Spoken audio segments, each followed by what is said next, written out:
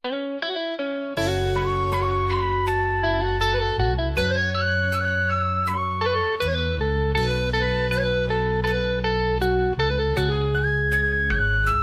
หูบ่น้ำตาที่ไหลดีมันออกจากใจที่ฮักแค่เฮ็ดให้ถึงเฮาสิแกร่งก็ยังมีจุดอ่อนในใจเมื่ออายเฮ็ดให้เจ็บน้ำตาก็ซึมไหล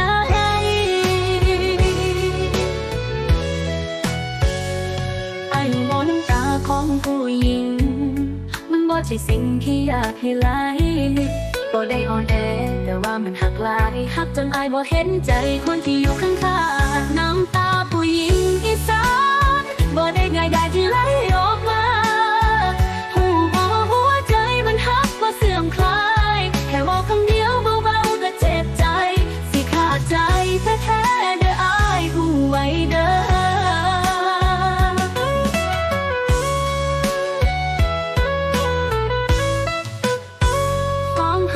กินใจจนบอกหูสิห้ามน้ำตาที่มันล้นบ่ได้อ่อนแต่ใจมันแพ้ทางเจ็บที่อายบ่เห็นว่าฮักจริงสิให้เฮาทำจังได้ให้อายเข้าใจว่าใจนี้ฮักจนหมดทั้งหัวใจแต่ความรักนี้มันบ่มีค่าใดอายก็ยังเลือกเขาบ่ได้เลือกเราน้ำตาผู้หญิงอีสานบ่ได้ง่ายได้ที่ไหลออกมาเสื่อมคลายแค่บอกคำเดียวเบาๆก็เจ็บใจสิขาดใจแท้ๆเด้ออายหูไว้เด้อ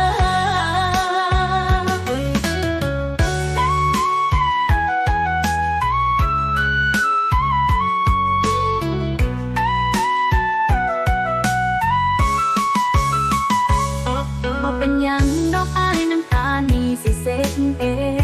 งยิ่งอีสานบ่ยอมแพ้ยังสู้ไว้แม้ใจสิแตกสลายยังยืนอยู่สิไปต่อแม้น้ำตาสิไหลน้ำตาผู้หญิงอีสานสิไหลเข้าได้บ่เคยอ่อนแอ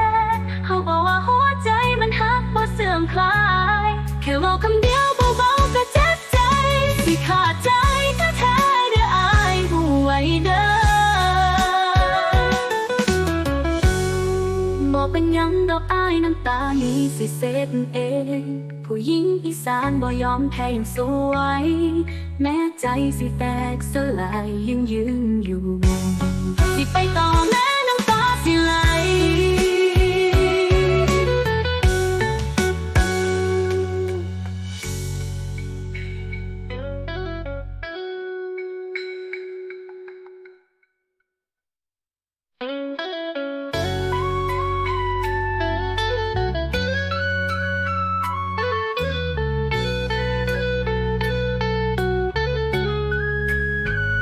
สิหูบ่น้ำตาที่ไหลดีมันออกจากใจที่ฮักแค่เฮ็ดให้ถึงเฮาสิแกร่งก็ยังมีจุดอ่อนในใจ